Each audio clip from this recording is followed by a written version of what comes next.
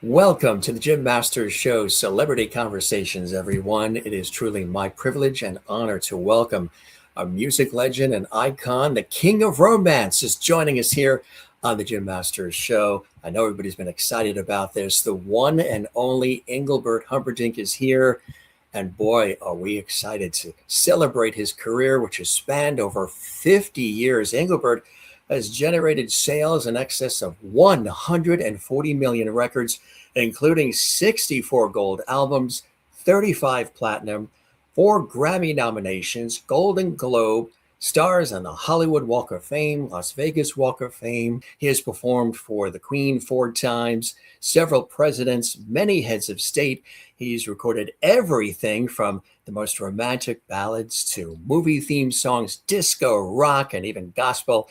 And his unique velvety voice has charmed millions of fans around the globe. And you won't believe when you see him in just a second that he is a young and spry and spiffy 90. It is my privilege, again, truly an honor to welcome him to our show.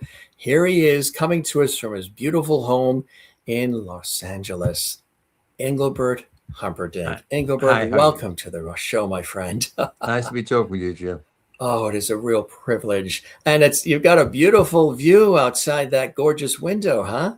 Yeah, well, that's where I work out. My out there in the pool. I do all my stuff in there, which is great. Congratulations on everything, this epic career, but also happy birthday to you, my friend. It's extraordinary. Hard to believe that you're 90, you're out performing, you're still connecting with the fans, you're still making music, which is beautiful. And how did you celebrate the actual 90th? Well, we celebrated it over here, and there was a bunch of people that came over from, all over the world, in fact. And I also had a video of some of my friends in the business who left video messages that couldn't attend, and it was just wonderful.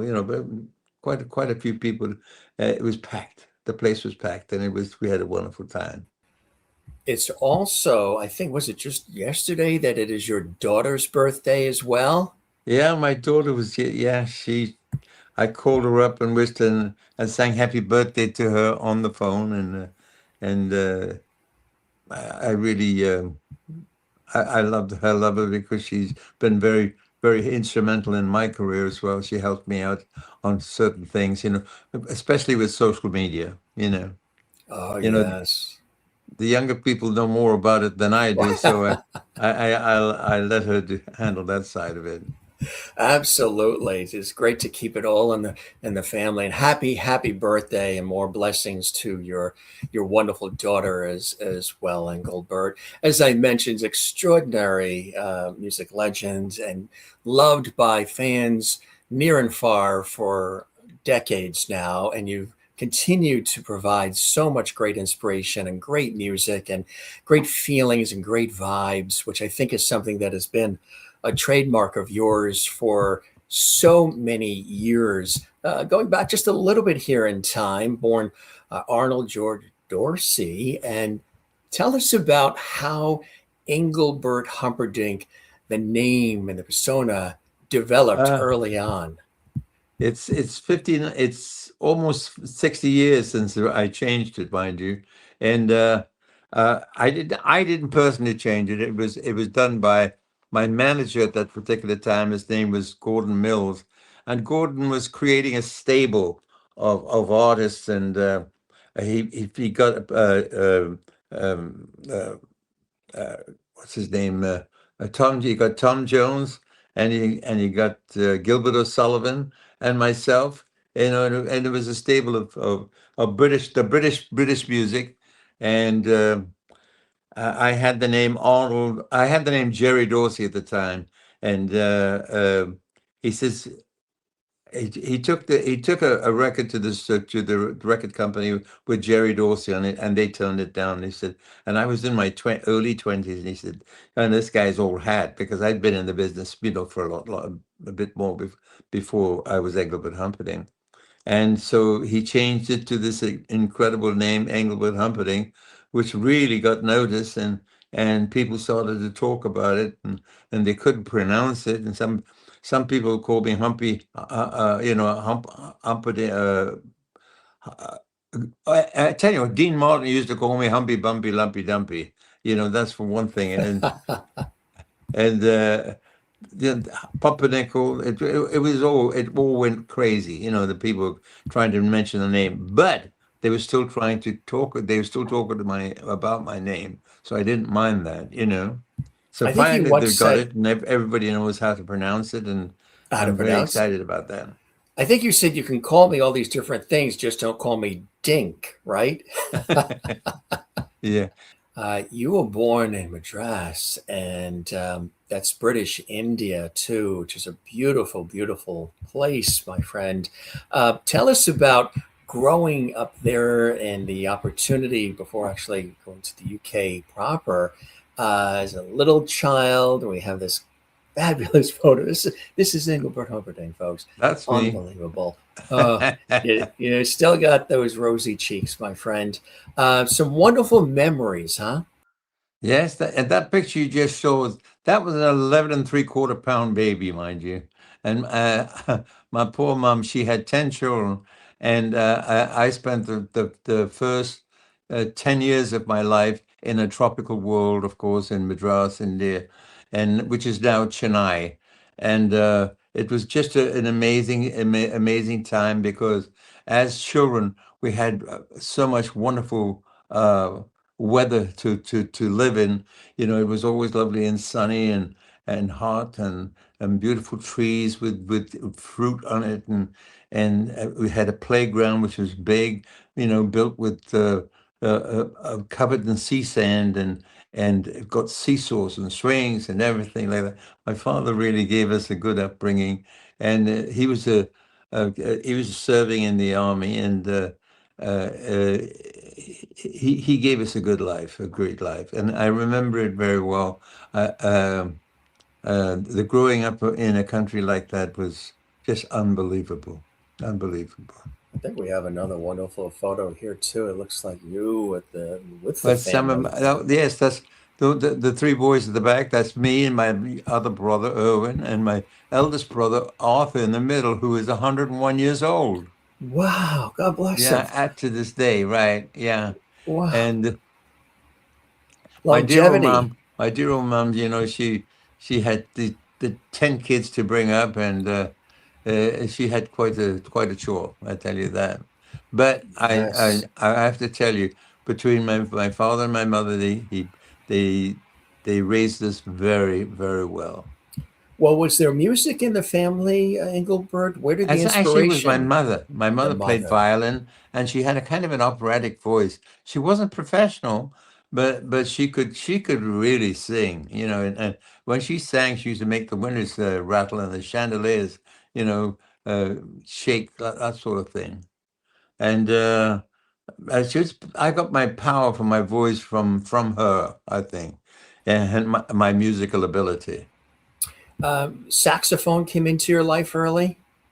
I That's another story. Having the name Dorsey, Yes, right. I had I was looking at listening to some music by Jimmy Dorsey and Tommy Dorsey, who incidentally I don't think are relatives, um, uh, but Jimmy, I fancied the saxophone and the way he played it, and one of my favorite songs was called "So Rare."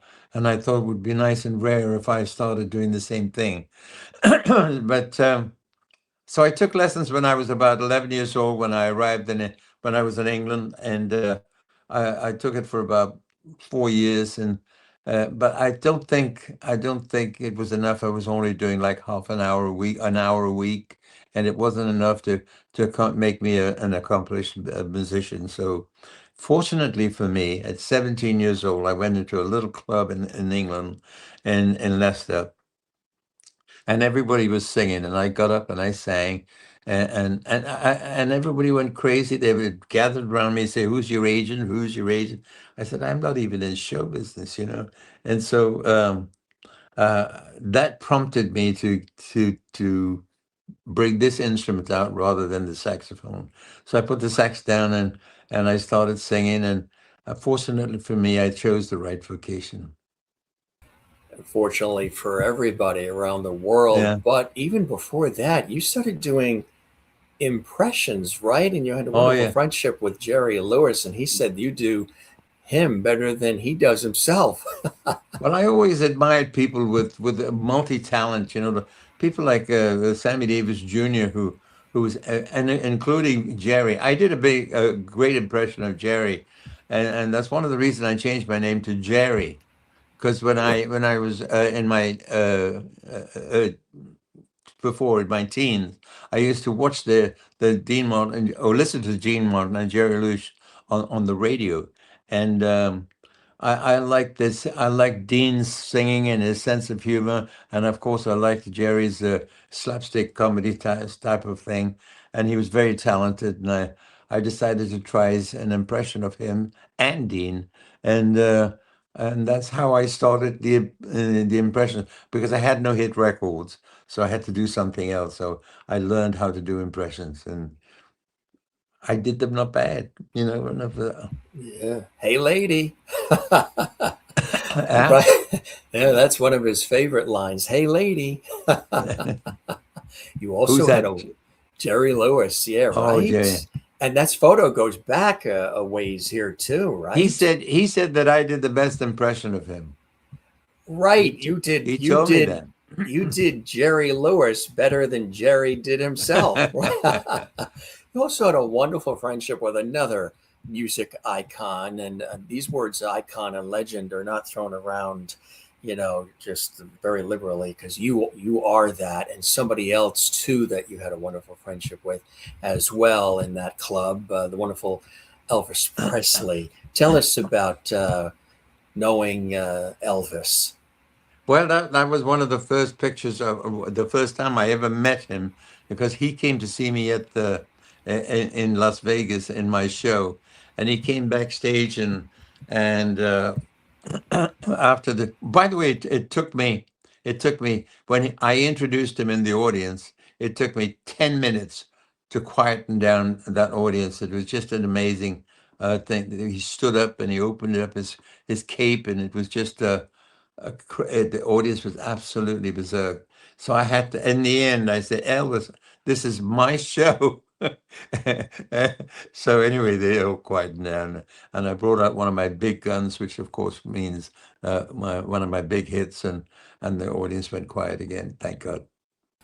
Also, there's a little bit of a story with Elton John, which I don't know if everybody has known and been aware of this story, but and a wonderful friendship with Elton. "Don't Let the Sun Go Down on Me" was originally he thought of it for you, huh? Yeah, yeah, but he did it himself and made a fantastic job of it, mind you. So when we were working together, we did a duet together. I said, Elton, uh, this time will you write a song and give it to me? But he hasn't done it yet. And of course, Elton, he's been, yeah, I think he's retired now. And but what a talent and what a wonderful man. If he doesn't keep doing something now and again, it's going to be a great loss to his great talent. You got an opportunity I mentioned as well to sing for the Queen and for presidents and so many Oh yeah. dignitaries as well. What was it like the very first time, or one of the first times you had an opportunity to meet the Queen, Queen Elizabeth? Uh, Yeah, uh, huh? it's quite an ordeal, believe me. You could believe it or not, it there you actually tremble a little bit when you see them sitting in the royal box, and it scared me somewhat when I went backstage and she came around and she met all of us, and she stops and talks. She was such a wonderful person. She stop and talk to you like like, like she knows you very well, you know. But actually, she said, "I like your music," and one thing, and I said, "Thank you very much, Your Majesty." You know, and since then, I've met her several times, and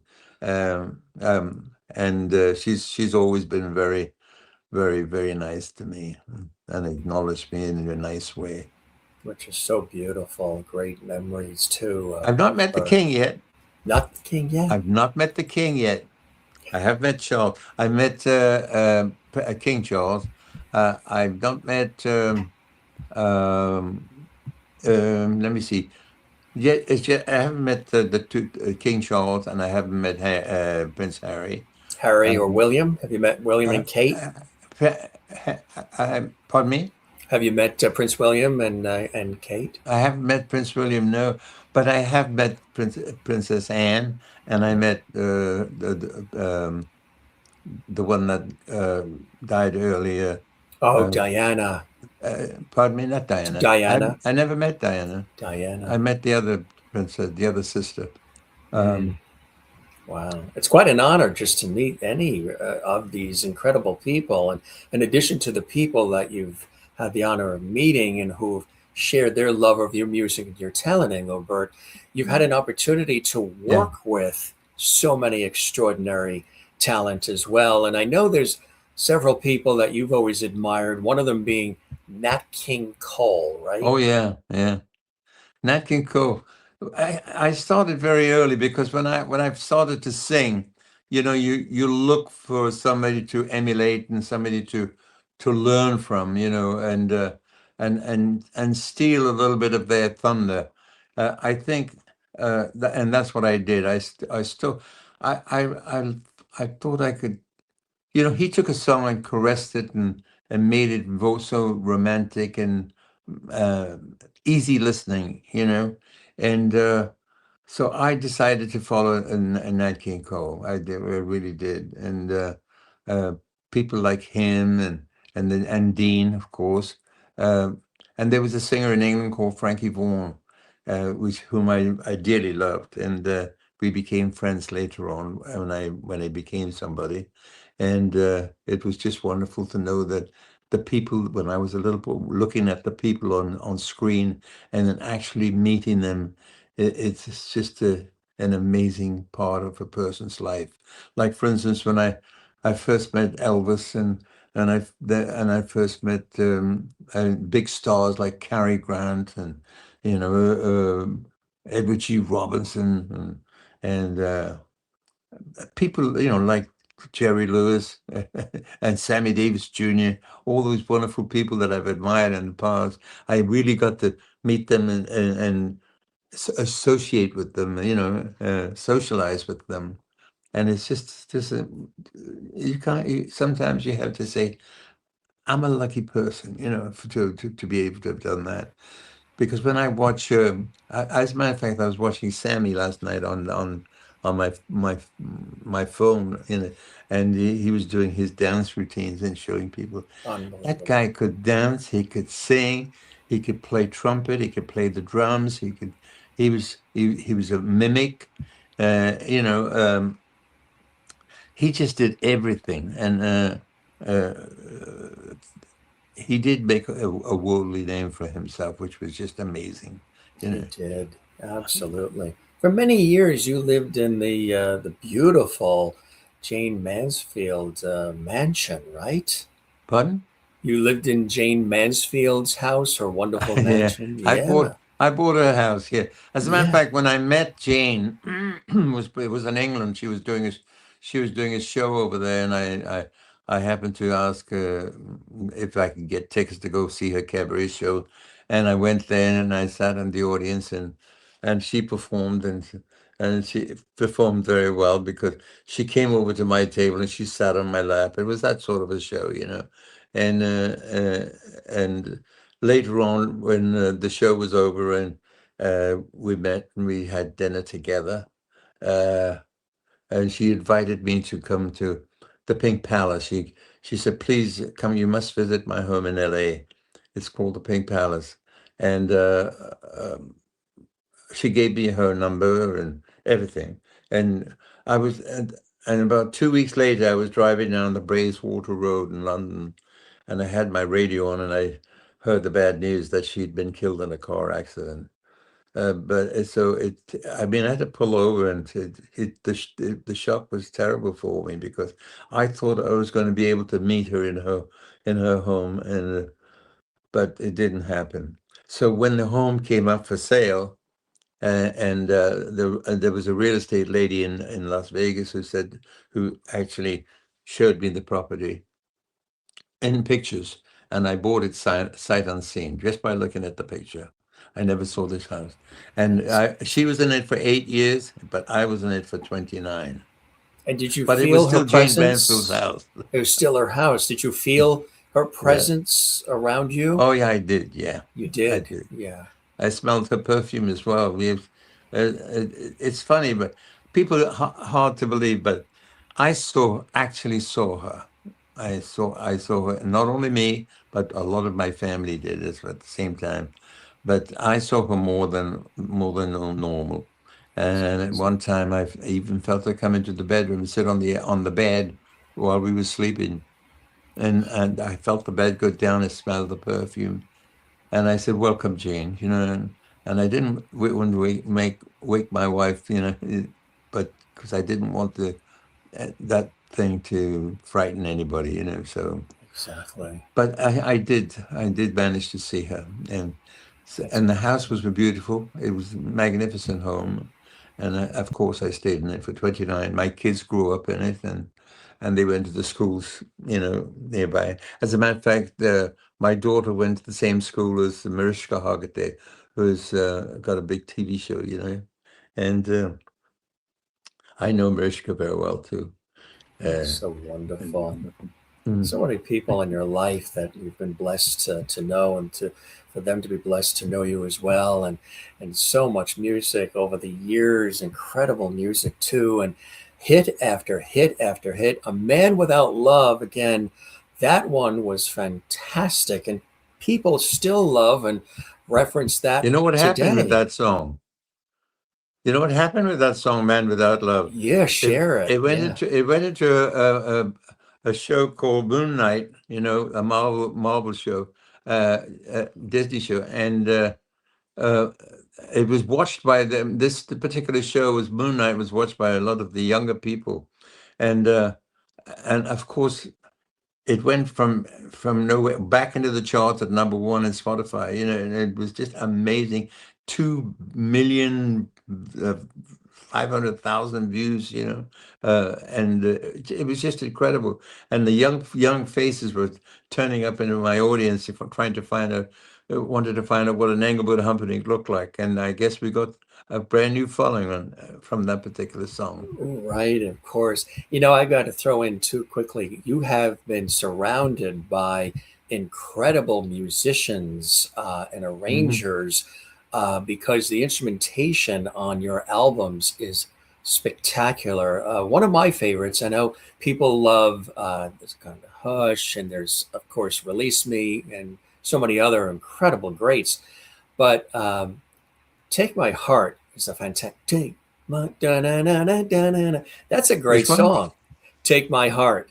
Take. Oh, that Yeah, was that's a written by great one. that was written by Gordon Mills, by the way. Yes, It was yeah. written by Gordon And the Mills. way the strings come in, da-ya-da-ya-da-na-na, take my. That's a great song. It just makes you You know feel what? good. Being as you mentioned that particular song, I might have take another listen to it and re-enter it into my list of songs that I do on the road. You It might be a good one to should. put back. You I'm always looking should. for songs from my past to put back.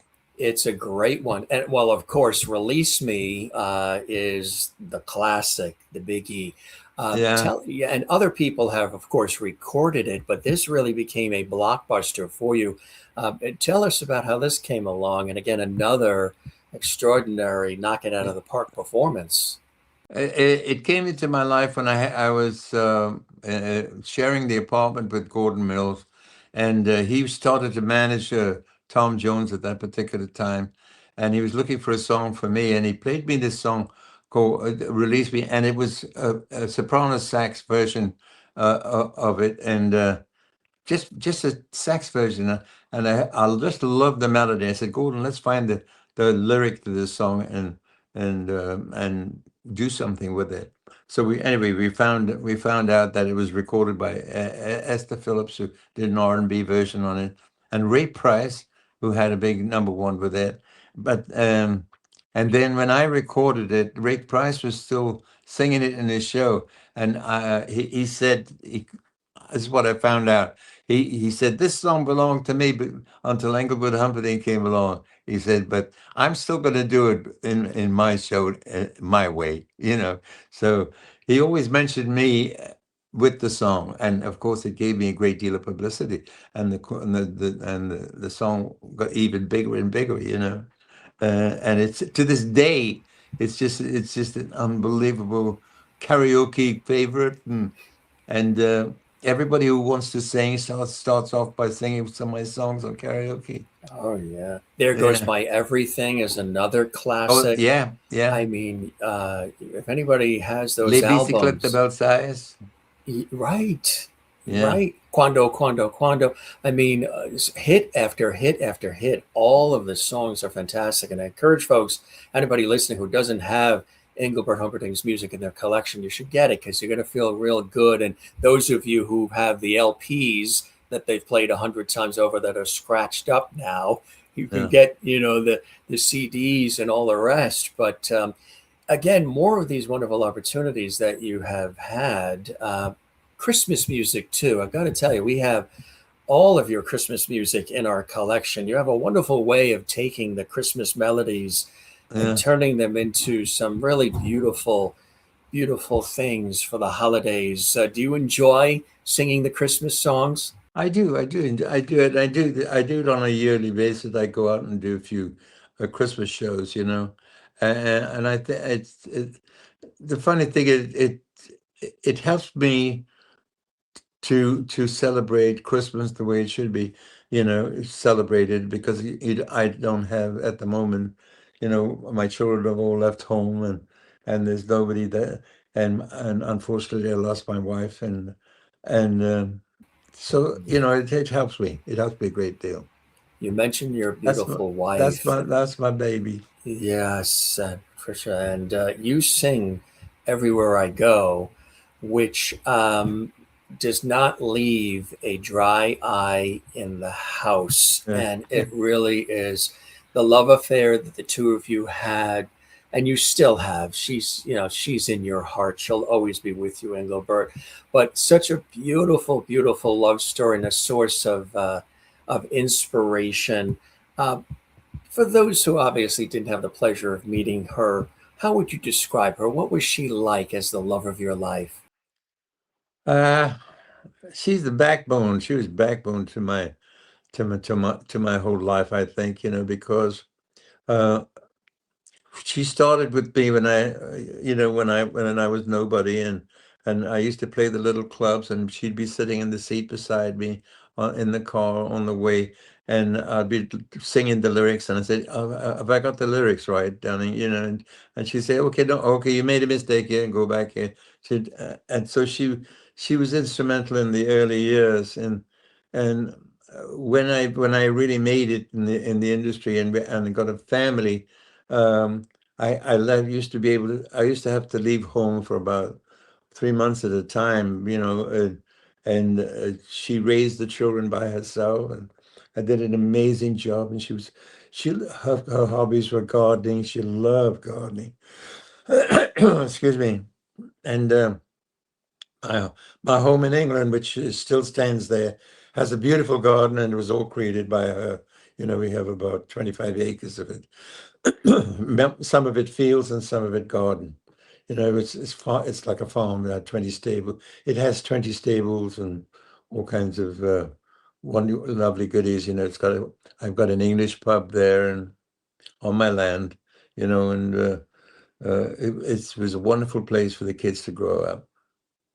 That is so beautiful. And again, she is with us and with you in spirit, and she'll be with you. Not easy, of course, to lose somebody we love, but I know every time you sing, she's there right beside cheering you on as he always had all those years, my friend. Somebody else that's cheered you on is another legend in our wonderful world, and that's Joel Diamond, who I've had an opportunity to work with for such a long time, right?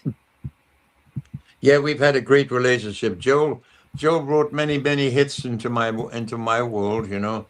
After the Loving, which was probably the biggest song that Yes. I recorded with him, and that was like a triple platinum, and it was a massive stepping stone in my career, and I owe that to Joe because. Um, uh, he brought it to me, and he always played me a whole bunch of songs, and I choose the ones I wanted, and we go into the studio with great arrangers like Charlie Colello, and people like that, Yes. and do some amazing work that has kept me in good stead all these many years. And a recent song too, right? I've Got You. Yeah. Excuse me. I think I need a glass of water. Yeah, absolutely. Well, what it is Some, if it somebody gets could you listen. all, yeah, it gets you all choked up just remembering these It's coming. The memories. water's coming. Right. It gets you all choked up just talking of cheers, just talking about these memories. Look Ooh, at the glass. what does that say? Humperdinck. Just says Humperdinck on He's it. got his own glass opening. I love it. You were mentioning this, the new song, "Got You," huh?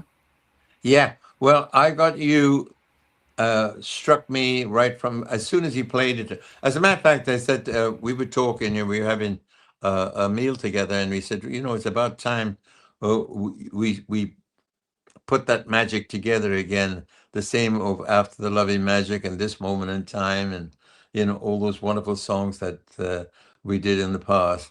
So he said, well, let me look. He looked at it, he found I've Got You, which he's had for about 8 years, because he had that was the last song that Larry Butler wrote.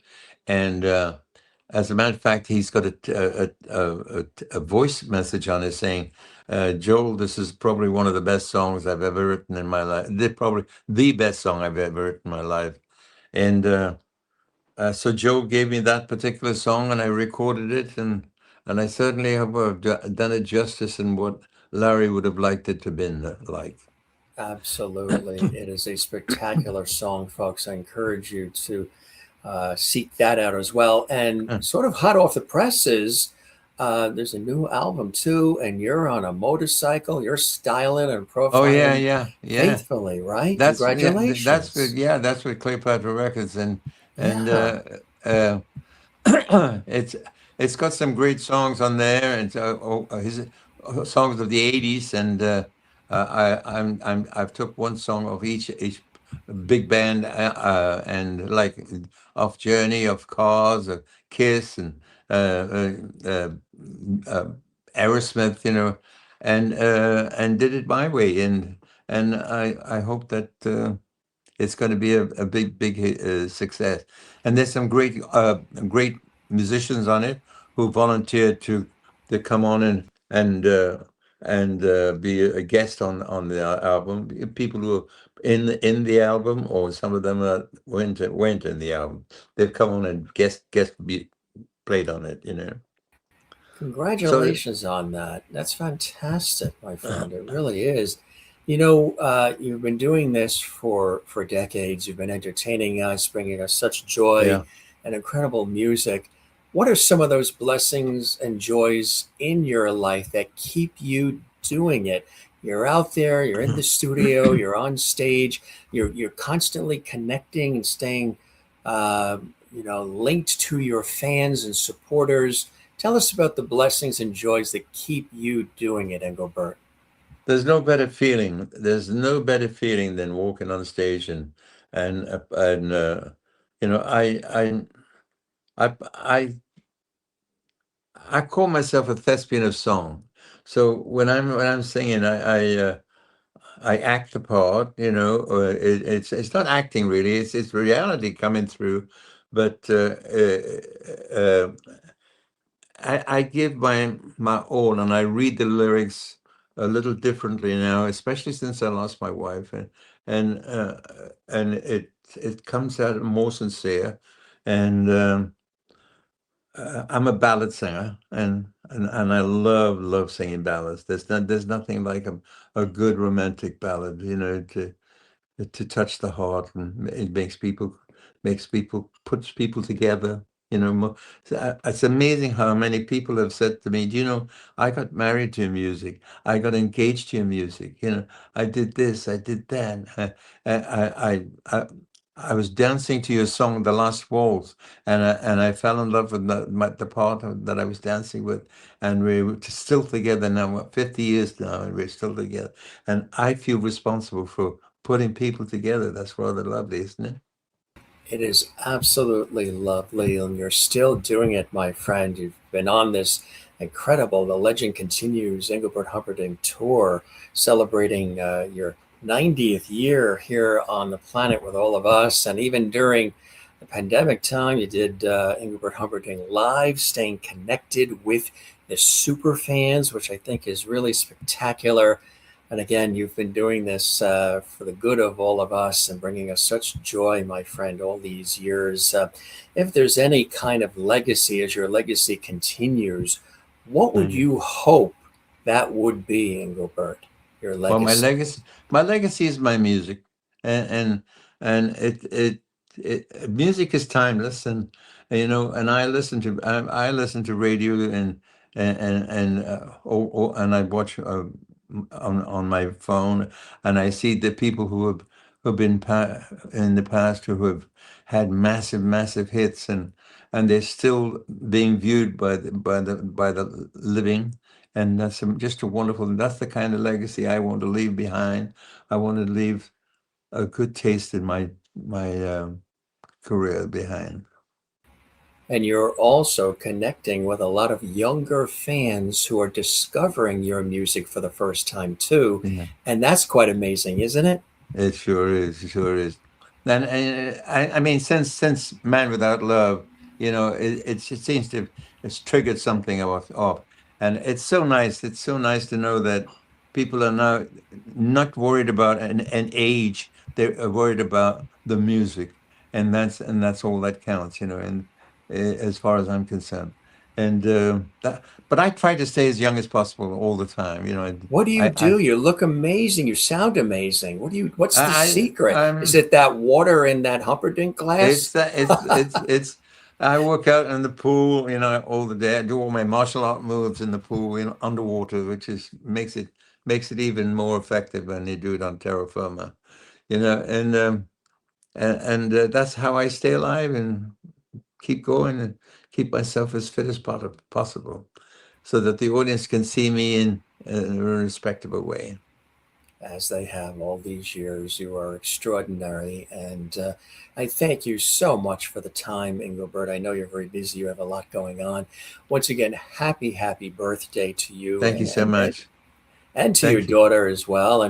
And thank you for all of the decades and decades of joy that you've brought to millions of fans around the world. It has not gone unnoticed. It is duly noted, and you have a body of work that is so exemplary. That's why you're beloved, you're revered, you're respected, you're honored by your peers in the industry, and you're loved by millions of fans. You're one of the good guys in the industry, and you always have been. You've Thank always you. had this wonderful vibe and image and feeling about you that when people come see Engelbert Humperdinck, when they play his music, uh, they're left feeling better about their day, their life, and their world. Thank you.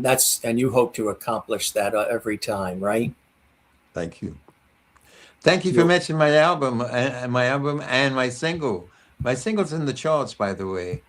It is right. I Yeah, know. There it is. I I've got got you. you. It jumped into the charts, and I'm happy about that. Okay, so thanks for mentioning. Look, And there's keep that going. album too. Yeah. And everybody can go to, and we've been showing this, Engelbert.com for everything Engelbert Humperdinck. He's always out there, he's always connecting with everybody, and a true icon in the music industry and a blessing. Thank you so Engelbert, much. We will see you on the road. Thank you for stopping by the Jim Masters Show. It was an honor and a privilege and a pleasure, and continued blessing and joy to you and your Thank you, man. family. You be well, and My I best hope to you. My best to you. Thank you, my friend. thank you as well. And I'm going to send that beautiful message that you created for my mother. I'm going to send that to her, and she's going to be on cloud nine. Yeah. I hope you enjoyed the time with me as much as I have with you. Thank you. Don't forget, I've got a podcast coming out too. It starts September the 2nd. Oh, I believe fantastic. somewhere on there. Oh, Yeah. excellent. I look forward to that. The story of Engelbert Humperdinck. The story of Engelbert Humperdinck. That's going to be really, we're going to tune in for that, my friend. Well, thanks for stopping by the Jim Masters Show, Celebrity Conversations. And I hope you enjoyed the time with me as much as I have with you. Thank you, Tim. Thank you, Jim. Thanks. Very nice. Very nice of you. You are God very bless. welcome. God bless you as well. Thank you, Thank Engelbert. you. Bye-bye. Bye-bye now. We thank the iconic Engelbert Humperdinck for spending time with us here. What a beautiful conversation I'll always remember on the Jim Masters Show. If you enjoyed it, certainly let us know, everybody, for all of us here. Thanks for being with us. Take care of one another, love one another, and don't forget to do the very same for yourself. And we'll keep the porch light on for you as well. Come back and see us on the Jim Masters Show Celebrity Conversations series. We love you all. Take care and be well.